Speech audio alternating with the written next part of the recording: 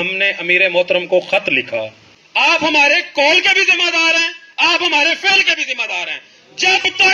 جب تک ہم نظریہ ختم نبوت کے اوپر کام کریں گے اور بابا جی کی چھتری کے نیچے کام کریں گے۔ یہاں پہ نعیم چٹھا صاحب کی بغیر اجازت کے میں یہ اعلان کر رہا ہوں، عثمان مانگٹ کوئی اپنی نئی جماعت بنانے جا رہا ہے۔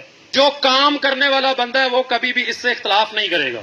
میں نے دین سیکھا ہے بابا جی سے، اس سے پہلے نماز روزہ سیکھا ہوگا، قرآن مجید پڑھا ہوگا، لیکن دین پہ پہرا دینا بابا جی سے سیکھا ہے۔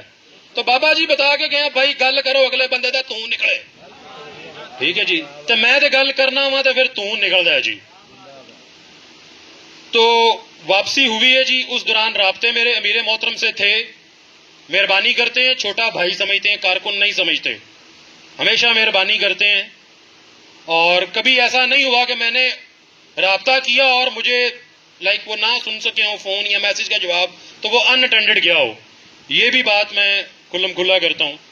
اس دوران رابطے تھے، ڈیفرنٹ ٹاسک بھی دیے جاتے رہے جماعت میں نہ ہونے کے باوجود بھی، الحمدللہ، کیونکہ نوکری ہم نے بابا جی کی تا دم مرگ کرنی ہے، کیونکہ حلف تو وہاں پہ کھڑا ہو کے اٹھایا ہوا ہے، تو وہ ہوتی رہی۔ لیکن اب ایک فارمل ملاقات ہوئی، اس ملاقات میں سعد صاحب سے کیٹیگوریکلی میں نے کہا، لفظ با لفظ آپ کو بتا رہا ہوں، کوئی ڈھکی چھپی بات نہیں، ہم کسی کے خلاف سازش نہیں کر رہے تھے، ہم اس ملاقات میں بھی ختم نبوت کے اوپر پہرہ داری اور ملک میں نظام مصطفیٰ صلی اللہ علیہ وسلم کے نفاذ کی بات کر رہے تھے، اس لیے یہاں پہ بھی اس کو بیان کروں گا۔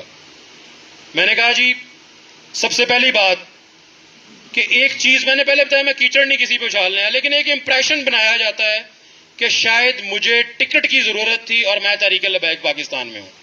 آج اس میٹنگ میں آپ 80 لوگوں کو میں گواہ بنا کے کہتا ہوں کہ اگلا الیکشن 2027 میں ہو، 30 میں ہو، 40 میں ہو، میں اس الیکشن میں کسی حلقے سے امیدوار نہیں ہوں، مجھے ٹکٹ نہیں چاہیے، میں تحریک لبیک پاکستان کے ساتھ ہوں۔ سعد صاحب کو میں نے بولا ہے کیٹیگوریکلی کہ مجھے کوئی عہدہ نہیں چاہیے، لیکن میرے دل کے اندر ایک تڑپ ہے، میں کام کرنا چاہتا ہوں۔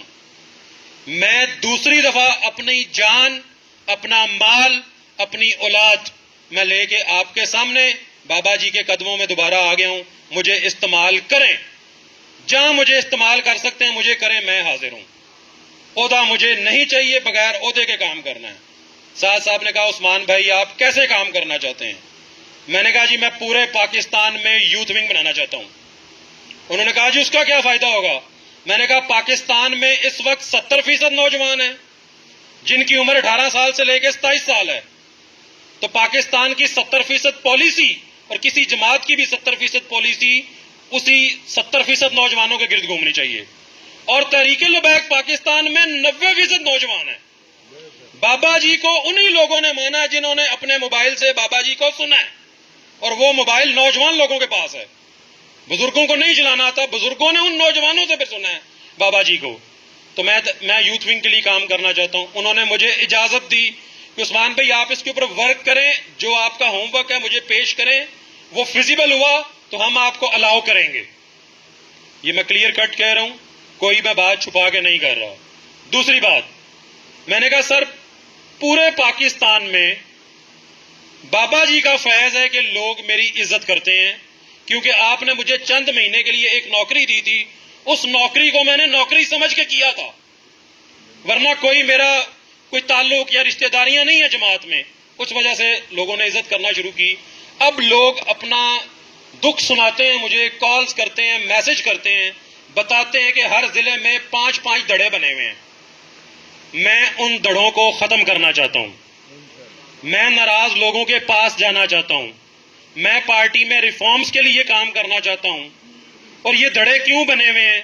یہ دڑے اس لیے بنے ہوئے ہیں کہ جس کو عہدہ دیا جاتا ہے پک اینڈ چوز، راتوں رات جناب یہ آپ جناب امیر ہیں، آپ ناظم اعلیٰ ہیں، آپ سرپرست اعلیٰ ہیں، جس کو عہدہ دیا وہ آج ہمارے لیے ہم خدا نہ خواستہ جی یہ آج سے امیر المومنین ہے جناب، ہم اس کو ایسے ڈکلیئر کر دیتے ہیں، اور جس کو اتارتے ہیں اس کے لیے ہم ساتھ لکھ دیتے ہیں ادارے اور ان کے سالے نوٹ فرما لیں، ہم ان کے کول و فعل کے ذمہ دار نہیں ہیں، آپ ہمارے کال کے بھی ذمہ دار ہیں، آپ ہمارے فعل کے بھی ذمہ دار ہیں۔ جب تک ہم نظریہ ختم نبوت کے اوپر کام کریں گے اور بابا جی کی چھتری کے نیچے کام کریں گے. آپ ہمارے قول کے بھی ذمہ دار ہیں, آپ ہمارے فعل کے بھی ذمہ دار ہیں.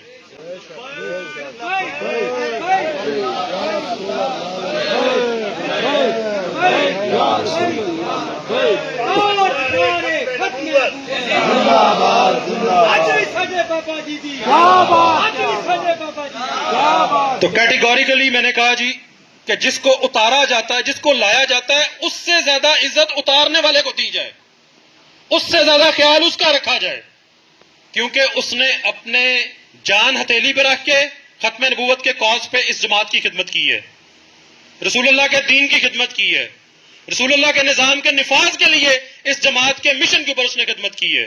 اس کو عزت چاہیے. اس نے اپنی اولاد کا فیوچر داؤ پہ لگا کے, یہ جن پہ 4 شیڈیول لگا ہوا ہے, یہ جن پہ پرچے ہوئے ہیں, جنہوں نے ATC جناب ATA بھگتی ہیں, ساری 7 ATA بھگتی ہیں, جنہوں نے جیلیں بھگتی ہیں, جنہوں نے صوبتیں بھگتی ہیں, جنہوں نے زندگیاں دے دی ہیں, کیا انہوں نے اپنے بچوں کا فیوچر داؤ پہ نہیں لگایا؟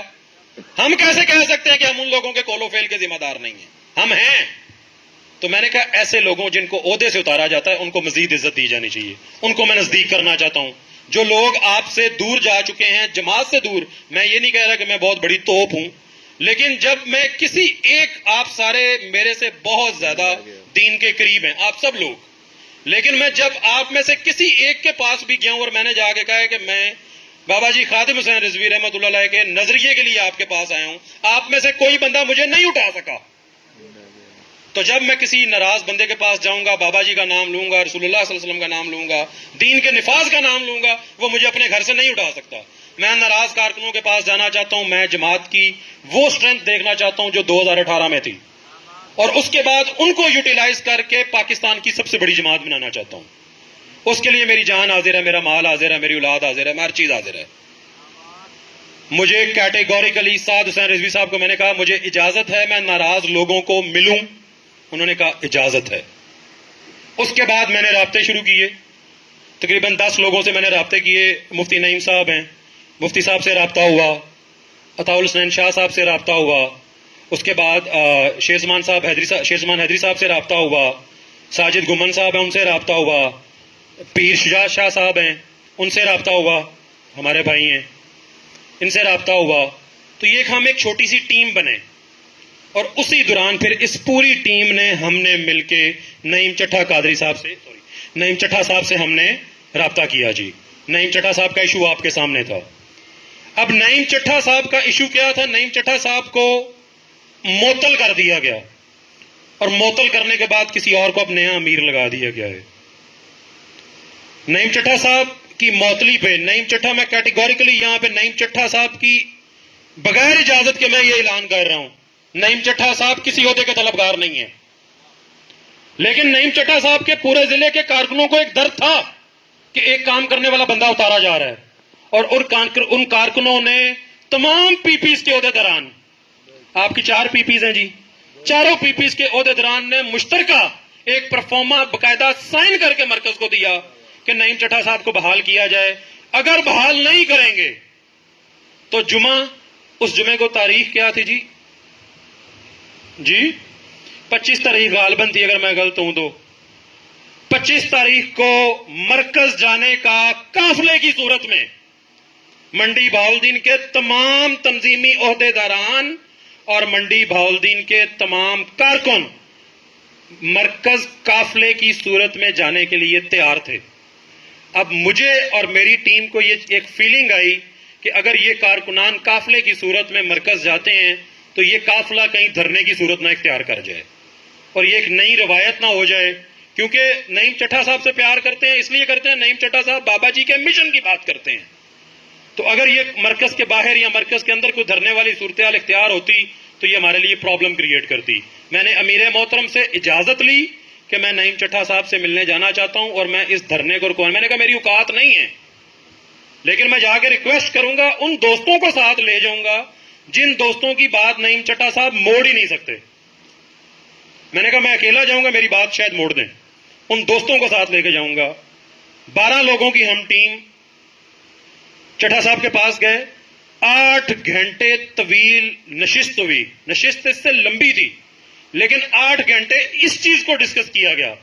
نعیم چٹھا صاحب نے ہمارے پرزور اصرار پہ بلکہ دباؤ ڈالنے پہ, میں لفظ یوز کروں گا کہ ہم نے دباؤ ڈالا اپنے بھائی پہ کہ اپنی تمام پی پیوں کے امیروں سے اور ناظم اعلیٰ سے رابطہ کرو. انہوں نے رابطہ کیا. ہم نے کہا ان کو بتاؤ کہ امیر محترم نے ایک کچھ نکارا لوگوں کا وفد بھیجا ہے آپ کے پاس. ہم اپنے آپ کو نکارا ہی کہتے ہیں. ہم نکارا بھی اس مقصد کے کام آ جائیں تو ہم سمجھتے ہیں کہ بس پھر ہم ہیرے ہو جائیں گے. ہم گئے, ریکویسٹ کی, انہوں نے رابطے کیے. اس کے بعد انہوں نے ہماری بات مانی. صرف ایک مطالبہ رکھا, ایک ریٹن لکھا ہوا ہم نے امیر محترم کو خط لکھا. اس خط میں ہم نے لکھا نعیم چٹھا کسی عہدے کا طلبگار نہیں ہے. نعیم چٹھا کے ساتھ جو بھی ہوا ہے رسول اللہ صلی اللہ علیہ وسلم کے دین کی خاطر نعیم چٹھا اپنے تمام پچھلی باتیں بھول کے وہ ایز اے کارکن کام کرنے کو بھی تیار ہے. صرف ایک چیز کہ آپ یہ امپریشن نہ جائے کہ نعیم چٹھے سے مرکز دور ہے یا جماعت کوئی دور ہو رہی ہے. آپ بلائیں, ملاقات کریں. 3 دفعہ وعدہ ہوا لیکن انفارچونیٹلی وہ ملاقات نہیں ہو سکی. وجوہات میرے پاس نہ میری اتنی اوقات ہے, لیکن مجھے اتنا پتا ہے کہ 3 دفعہ وعدے کے باوجود ملاقات نہیں ہو سکی. اس کے بعد جی یہ سارا معاملہ جو شروع ہوا, میں کوئی ایک ایسا بندہ نہیں ہے جس سے میں نے رابطہ کیا ہو جی. اور جب قافلے کو روک دیا گیا تو اس قافلے کو روکنے کے بعد اس سے پہلے کہ ملاقات ہوتی, جس دن کے لیے ملاقات طے تھی اس دن سے ایک دن, ملاقات کا ٹائم دن طے تھا, اس سے ایک دن پہلے نئی باڈی بنا دی گئی منڈی بہاؤالدین کی. اب ان میں سے کوئی ایک ایسا بندہ نہیں ہے جس سے میں ذاتی حیثیت میں جا کے ملا ہوں.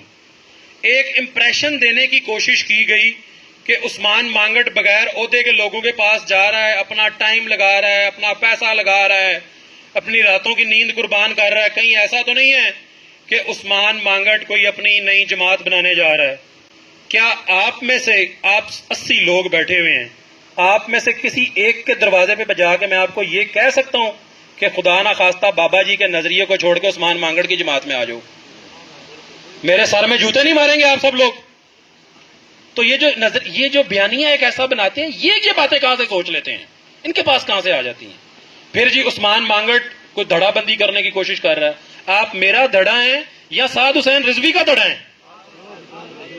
آپ میرا دھڑا ہیں کہ بابا جی کا دھڑا ہیں؟ ذرا اونچا بولے, آواز ان کو جائے نا, یہ ویڈیو چلنی ہے.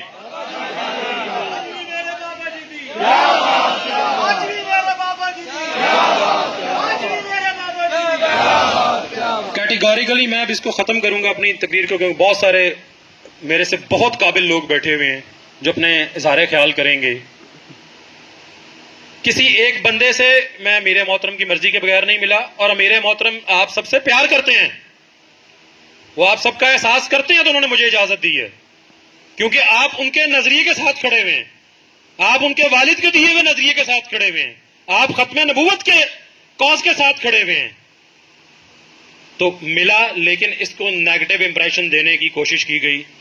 میں کیٹیگوریکلی یہاں پہ اناؤنس کرتا ہوں اس بندے پہ جس بندے نے ایک دفعہ بھی سوچا ہو کہ میں تحریک لبیک میں رہتے ہوئے میں کوئی ایسا کام کروں کہ میں نئی جماعت بنا جاؤں, اس بندے پہ اللہ تعالیٰ کی کروڑ بار لعنت. اگر ان میں سے کسی ایک بندے نے سوچا ہو کہ بابا جی کے دیے ہوئے نظریے سے 1% میں ہٹ جاؤں, 1% میں نے یا میرے ساتھیوں میں سے کسی نے, تو اس پہ اللہ تعالیٰ کا عذاب آئے اور اس پہ لعنتیں برسیں اس شخص پہ. ہمارا سب کا اکٹھے ہونے کا, ملنے کا ایک مقصد تھا کہ ہم ناراض لوگوں کو اکٹھا کریں اور ان کو امیر محترم کے سامنے جو ان کے ریزروینسز ہیں, جو ان کے خدشات ہیں, جو ان کی شکایتیں ہیں, ان کو ہم تھوڑا چھوٹی فارم میں لا کے مرکز میں پیش کریں کہ سر یہ لوگوں کو پرابلمز ہیں, ان پرابلمز کو حل کریں. اور اس کی میں نے بات کی ریفارمز, وہ ان پرابلمز کا حل کیا ریفارمز. آپ تمام لوگوں کو ایک پرابلم ہے کہ آپ کو بغیر بتائے لگا دیا گیا اور بغیر بتائے اتار دیا گیا, اور اتارنے کے بعد کہہ دیا گیا کہ آپ کے کولو فیل کے بھی ذمہ دار نہیں ہیں. ہے کسی کو اس کے علاوہ کوئی اور پرابلم ہے, کوئی عہدے کا لالچ ہے کسی بندے کو؟ جی تو اس کا ایک حل میں نے کہا کہ جماعت میں انقلاب آئے گا، میری اس بات سے اختلاف بھی ہو سکتا ہے، اس میں بہت ساری مزید بہتری کی گنجائش بھی ہے۔ وہ انقلاب کیسے آئے گا؟ جیسے اگر میرا ضلع ہے اس میں 3 پی پی ہیں، تو میں نے کہا ہر پی پی کو 5-5 ہزار بندے کی رکنیت سازی کرنے کا ٹاسک دیں، باقاعدہ لکھی پڑھی رکنیت سازی ہو۔ ایک ضلع میں 15,000 رکن ہو گئے، 15,000 رکن کا مطلب ہے 15,000 خاندان اس جماعت کے ساتھ وابستگی کا اعلان کرتے ہیں، اور 15,000 خاندان کا مطلب ہے کم از کم 1,00,000 ووٹ۔ آپ کے ایک میسج پہ، ایک کال پہ آپ 1,00,000 بندے کو گیدر کریں گے۔ آپ، میں نے کہا ان 5-5 ہزار بندوں کی رکنیت سازی کریں، وہ رکن پی پی کے عہدے داروں کو الیکٹ کریں۔ کوئی یہ نہ ہو کہ اس کو لگا دیا گیا، اس کو، جس کو وہ رکن ووٹ دیں، جو کام کرے جماعت کے لیے، اس کو رکن الیکٹ کریں، اور وہ 15 رکنی باڈی بنے، 1.5 سال 2 سال اس کا دورانیہ ہو۔ جیتنے والا بھی آئندہ اس مقصد کے لیے، نظریے کے لیے زیادہ کام کرے گا کہ آئندہ بھی میں نے اپنا اس پی پی سے جیتنا ہے، میں نے اپنی باڈی بنوانی ہے۔ ہارنے والا اس سے زیادہ کام کرے کہ اس دفعہ ہم مار گئے، اگلی دفعہ ہم جو ہے اس سے بھی زیادہ کام کریں۔ اور یہ 15,000 ووٹ ڈالنے کے لیے کوئی میلہ نہیں لگانا پڑے گا، سافٹ ویئر بنائیں، گھر بیٹھے موبائل سے ووٹ کاسٹ ہوگا، پوری دنیا میں ہوتے ہیں۔ اور وہ جو پی پی کے، اگر میرے ضلع کی مثال لیں، 45 لوگ الیکٹ ہو گئے میرے ضلع سے، 3 پی پی ہیں، 45 لوگ عہدوں پہ آ گئے، وہ 45 لوگ ووٹ ڈالیں کہ ضلع کی باڈی کون ہوگی۔ ایک پینل الیکشن لڑ رہا ہوگا، 2 لڑ رہے ہوں گے، 3 لڑ رہے ہوں گے، وہ ضلع کی باڈی کو الیکٹ کریں۔ پھر میری ڈویژن ہے، اس میں 6 ضلع ہیں، وہ 6 جو ضلعوں کے ووٹ ہیں، غالباً 90 بنتے ہیں، وہ 90 لوگ ڈویژن کی باڈی الیکٹ کریں، اور ڈویژن صوبہ الیکٹ کرے، صوبہ مرکز کی باڈی الیکٹ کرے۔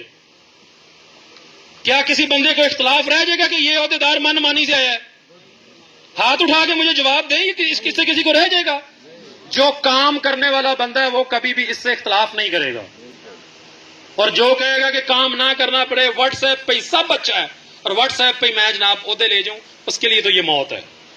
یہ ریفارمز میں نے ڈسکس کی، ان ریفارمز کو پسند کیا گیا، باقاعدہ امیر محترم کی ذات کی بات کر رہا ہوں، انہوں نے کہا آپ اس کے اوپر بھی ورک کرو، اور ان ریفارمز کے لیے میں آپ سب لوگوں کے پاس گیا ہوں۔ آپ ناراض تھے، آپ کے پاس کرنے کو کام کوئی نہیں تھا جماعت کا، آپ کو میں نے کہا آئیں مل کے ریفارمز کا مسودہ تیار کرتے ہیں، اور آج آپ لوگ ریفارمز کے مسودے کو تیار کرنے کے لیے ایک کمیٹی بنا دیں گے، اور وہ کمیٹی آگے جو ہے کام کرے گی اس کے اوپر۔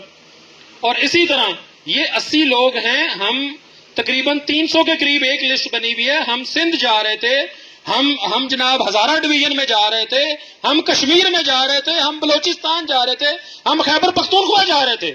ہم نے تو مرکز سے پیسے بھی نہیں مانگے، ہم نے قوت بھی نہیں مانگی، صرف ایک چیز مانگی ہے کہ ہمیں آن کریں آپ، کہ ہم آپ کے ہیں اور ہم آپ کے مشن کے لیے کام کرتے ہیں۔ یہ سر مدعا تھا، ان تمام معاملات کے لیے آپ کو اکٹھا کیا، آپ تمام لوگوں نے مجھ ناچیز کے اوپر اعتماد کیا، اکٹھے ہوئے، میں آپ تمام لوگوں کا شکریہ ادا کرتا ہوں۔ آج اس میٹنگ کے جو منٹس آف میٹنگ ہیں وہ ہم لکھ کے مرکز کو پیش کریں گے۔ مرکز کو اگر یہ تجویز پسند آئی کہ ناراض لوگوں کو جوڑنا چاہیے، جو کہ پسند آئے گی، اگر ان کو لگا کہ جماعت میں ریفارمز ہونی چاہیے اور ہم نے پاکستان کی سب سے بڑی جماعت بنا کے اسمبلی میں بیٹھ کے ہم نے قادیانیت کا مقابلہ کرنا ہے، بلکہ ہم نے اس کو ختم کرنا ہے۔ آپ نے 12-15 ہزار لوگوں نے شہادتیں دے دی، آپ نے گراؤنڈ بنائی، اور اس کے بعد آپ کو سیٹیں ملی، آپ نے 73 کے کانسٹیٹیوشن میں 74 کی امینڈمنٹ کر کے آپ نے قادیانیوں کو غیر مسلم ڈکلیئر کر دیا۔ بابا جی ہمارے لیے گراؤنڈ بنا گئے ہیں، اب ہم نے ناراض لوگوں کو اور جو لوگ آن بورڈ ہیں ان کو اکٹھا کر کے ہم نے اور لوگوں کو ساتھ لگا کے، ہم نے 22 لاکھ لوگوں کی سیاست نہیں کرنی جو ووٹ لیتے ہیں، ہم نے 22 کروڑ لوگوں کی سیاست کرنی ہے۔ ان لوگوں تک اپنی ریفارمز پہنچا کے، اپنی جماعت کا منشور پہنچا کے، ایک اچھا چہرہ پہنچا کے ہم نے اب اسمبلیز تک جانا ہے۔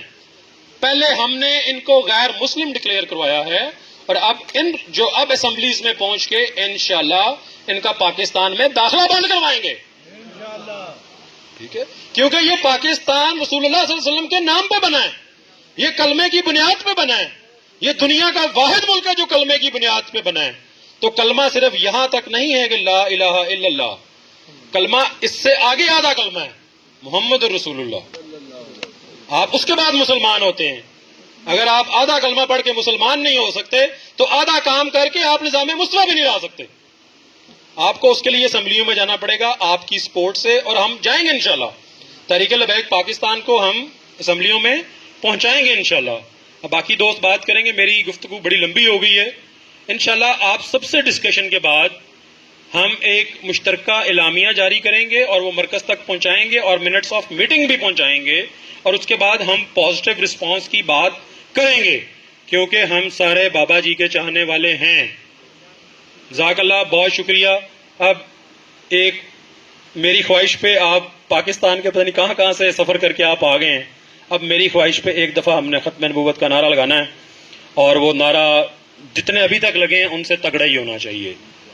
تاجدار ختم نبوت زندہ باد, زندہ باد, زندہ باد. تاجدار ختم نبوت زندہ باد, زندہ باد, زندہ باد. حج بھی میرے بابا جی دی.